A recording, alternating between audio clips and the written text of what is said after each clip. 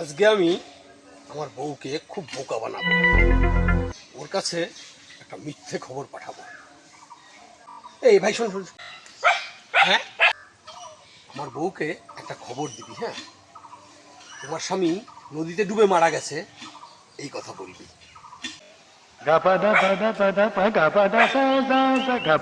বৌদি, বৌদি, একটা খুব খারাপ খবর আছে। নদীতে ডুবে দাদা মারা গেছে।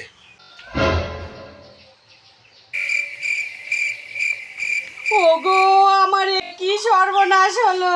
একটাই স্বামী ছিল, সেও মারা গেল। আমিও আর বাঁচবো না, এ জীবন আর রাখবো না।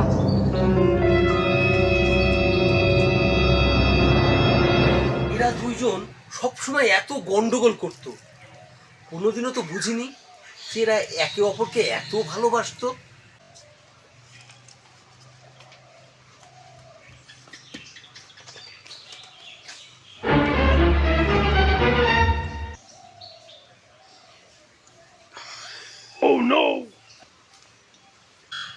কিন্তু বৌদিকে আমি বাঁচাবোই বাঁচাবো।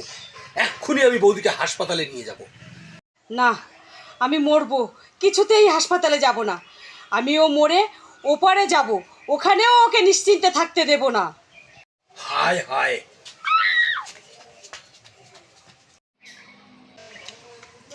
দাদা দাদা, বৌদি বিষ খেয়েছে, এতক্ষণ বোধহয় মারা গেছে। হায় রে পাগলি, এ তুই কি করলি? আমি তো মিথ্যা নাটক করেছি, আমি তো তোকে বোকা বানিয়েছি।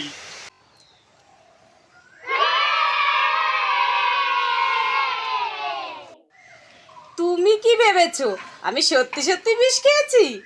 আমি তোমাকে হাড়ে হাড়ে চিনি, তাই নাটকটাই ঘুরিয়ে দিয়েছি। খেলা দেখালি বটে, এত বুদ্ধি তোর ঘটে।